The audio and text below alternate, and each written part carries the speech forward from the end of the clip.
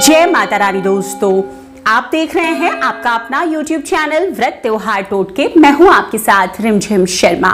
दोस्तों, आज का ये वीडियो उन लोगों के लिए बेहद खास है जो हर साल नवरात्र, शारदीय नवरात्र का व्रत धारण करते हैं, रखते हैं 9 दिनों के लिए।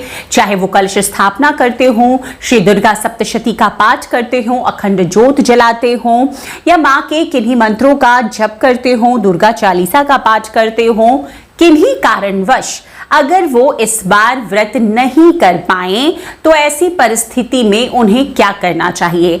अगर कोई व्यक्ति संकल्प लेता है दोस्तों किसी भी व्रत का, तो उन्हें लगातार उतने साल, जैसे किसी ने संकल्प लिया लगातार 3 साल शारदीय नवरात्र का व्रत धारण करेंगे, किन्हीं लोगों ने संकल्प लिया कि लगातार 5 साल वो माता की उपासना करेंगे शारदीय नवरात्रों में, और इन 5 सालों के भीतर ही कोई ऐसा साल आए जिसमें कि वो सक्षम नहीं है, हो नहीं पा रहा है उनसे। कारण कई हो सकते हैं, मैं आगे कारण भी बताऊंगी। तो किस प्रकार से अपने इस अनुष्ठान को अखंडित वो रखेंगे, सफलतापूर्वक पूर्ण फलों की प्राप्ति करेंगे, इस वीडियो में आज इसी बारे में संपूर्णता से मैं आपके साथ जानकारियां शेयर करने जा रही हूं। दोस्तों, साल 2022 में शारदीय नवरात्र शक्ति की जो साधना का महापर्व है वो शुरू हो रहा है 26 सितंबर से। पूरे 9 दिनों का नवरात्र है और इन 9 दिनों में माता के भक्त माता को हर तरह से मनाने का प्रयास करते हैं। ऐसी मान्यता है कि माँ दुर्गा स्वयं पधारती है धरती पर, और इन 9 दिवसों में जो भी भक्त माता की उपासना सच्चे मन से भक्तिभाव से करते हैं, माँ उनकी हर कामना पूर्ण कर देती हैं। ऐसे में भक्त भी जुटे रहते हैं माता को हर तरह से मनाने के लिए। दोस्तों, अब जो इस वीडियो के बनाने का मकसद है कि कई लोगों के ये सवाल आ रहे हैं और मैं स्वयं गुजर रही हूं इसी परिस्थिति से कि मैं इस बार व्रत नहीं कर पा रही हूं, और ऐसे कई सवाल हैं। तो मैंने सोचा एक बहुत ही जरूरी विषय है, इस पर मैं अपनी जानकारी आपके साथ शेयर करूं। दोस्तों, अगर आपने भी मन में संकल्प लिया हुआ है कि आप 5 साल लगातार शारदीय नवरात्र का व्रत धारण करेंगे और आप पीरियड्स में है, महिलाओं के लिए ऐसी स्थिति अगर है कि आप पीरियड्स में हैं, आपके घर में किसी बच्चे का जन्म हुआ है, सूतक है, किसी की मृत्यु हो गई है, पातक है, या फिर शारीरिक रूप से आप बहुत कमजोर हैं, बहुत ज्यादा बीमार हैं, या फिर आप एक गर्भवती महिला हैं, इन सभी परिस्थितियों में किस प्रकार से आप अपने संकल्प को पूर्ण करेंगे, मतलब आपका व्रत अखंडित नहीं हो, ऐसा आपको क्या करना चाहिए, आगे मैं यही बताने जा रही हूं। सबसे पहले तो दोस्तों, अगर आपने संकल्प लिया है तो आपको लगातार 5 साल व्रत करने ही चाहिए। ऐसा नहीं होता है, कई बार लोग ये सवाल करते हैं कि मैं इस साल छोड़ दूं और आगे मैं 5 साल पूरे करूं। तो व्रतों में ऐसा होता नहीं है। आपको जब भी कोई व्रत आपने एक बार संकल्प लेकर शुरू कर दिया, संख्या चाहे वो साप्ताहिक व्रत हो, सालाना व्रत हो, आपको हर साल करना है। विशेष परिस्थिति में ही आप, जब एकदम परिस्थिति नहीं ठीक है, स्वयं आपको उस व्रत को धारण ही करना है और कर नहीं सकते, तभी ऐसे में वो व्रत छूट जाता है। लेकिन नवरात्र का ऐसा व्रत है जो अगर हम नहीं कर सकते लेकिन हम इसे पूर्ण कर सकते हैं, अपने संकल्प को पूर्ण कर सकते हैं, वही उपाय मैं आपको बताने आगे जा रही हूं।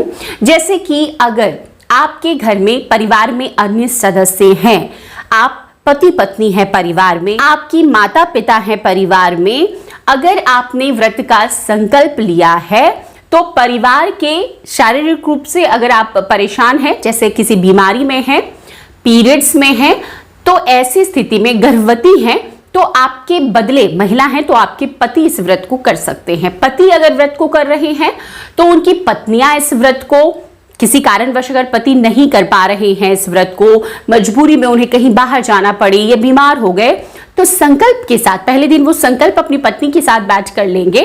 जो भी पाठ है वो उनकी पत्नी भी अगर करती हैं तो उस व्रत को पूर्ण माना जाएगा। हवन के दिन वो थोड़े समय के लिए साथ अपनी पत्नी के बैठ सकते हैं, नहीं तो वो भी जरूरी नहीं है। जो भी उनका व्रत कर रहा हो, मन ही मन वो संकल्प ले लेगा कि ये व्रत उनके लिए वो धारण कर रहे हैं, तो उसका पुण्य फल उन्हें जरूर प्राप्त होगा। ये खास तौर पर पति पत्नी और माता पिता के साथ है। अगर कोई माता पिता बच्चे के लिए व्रत करते हैं और बच्चा अगर नहीं कर पा रहा है तो उसका फल बच्चे को प्राप्त होता है और ऐसा किया जा सकता है। अगर किसी भी रूप से परेशानी है बच्चे को, चाहे वो लड़की हो या लड़का हो, कोई भी परिवार में हो जो इस व्रत को कर रहे हैं और किसी कारणवश 1 साल अगर वो नहीं कर पा रहे हो तो उनकी मां कर सकती है संकल्प लेकर उनके बदले। देखिए, विषम परिस्थिति में परिवार के सदस्य भी कर सकते हैं आपके बदले, और आप चाहें तो आप किसी भी आचार्य को ये व्रत बुलवा करके अपने घर में अनुष्ठान के तौर पर उनसे करवा सकती हैं।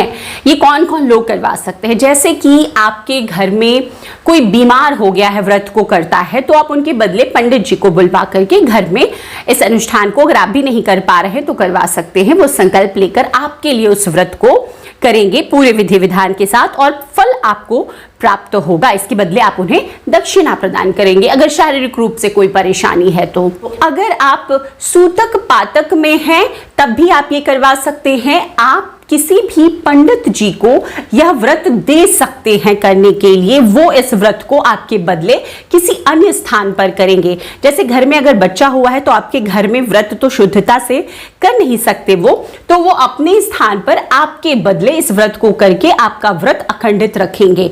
इसके बदले आप उन्हें पूर्ण दक्षिणा देंगे, जैसे उनके खाने पीने से लेकर व्रत में पूजा में जो भी सामग्री चाहिए होगी उन सभी का आपको पैसे उसके बदले आपको देना होगा, या सामान का इंतजाम करके पंडित जी को, आचार्य को अपने देना होगा। आपके बदले उस व्रत को वो करेंगे और उसका फल आपको प्राप्त होगा। देखिए, इस प्रकार से व्रत को बिना छोड़े आप जो संकल्प की संख्या है लगातार उस प्रकार से कर सकते हैं।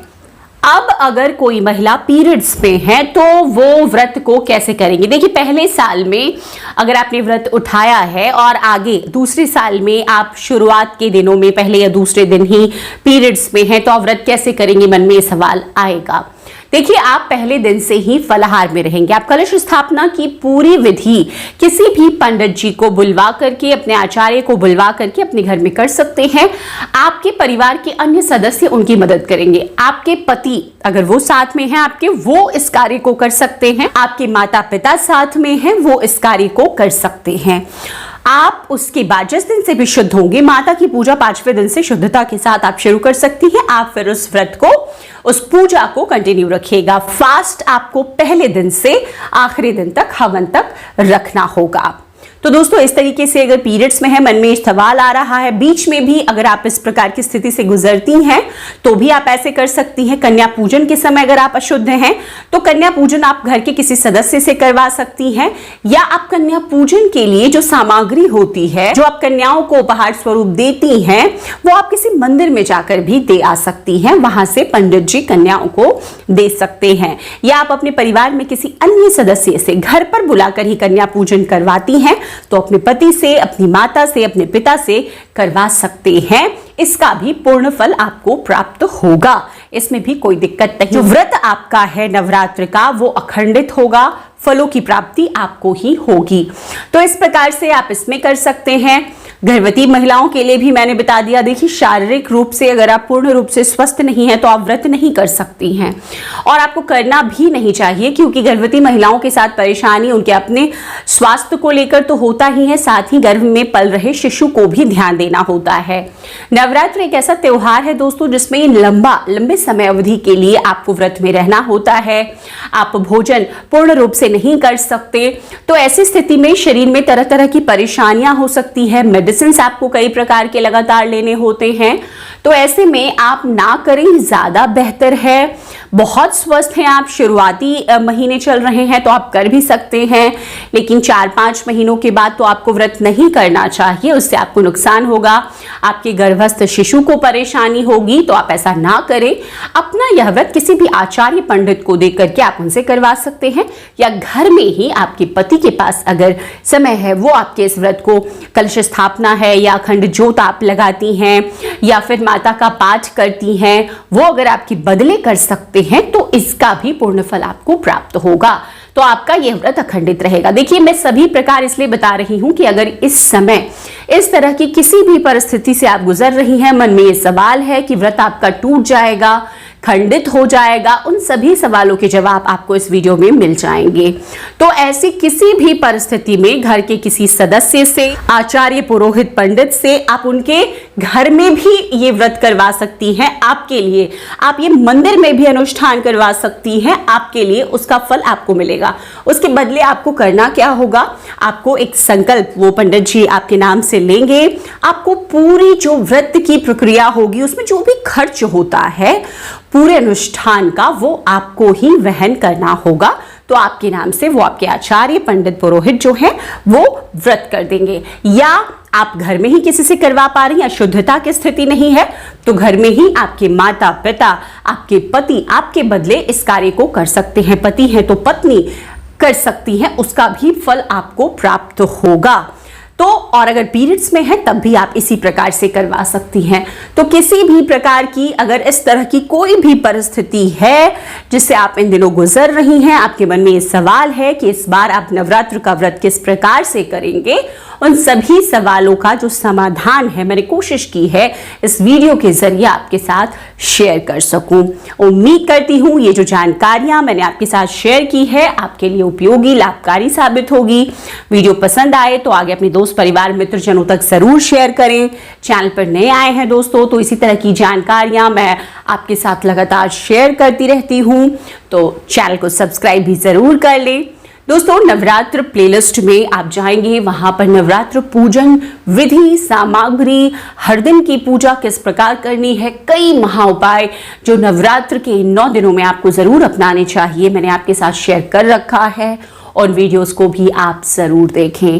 वीडियो देखने के लिए बहुत बहुत शुक्रिया। जय माता रानी, हर हर महादेव।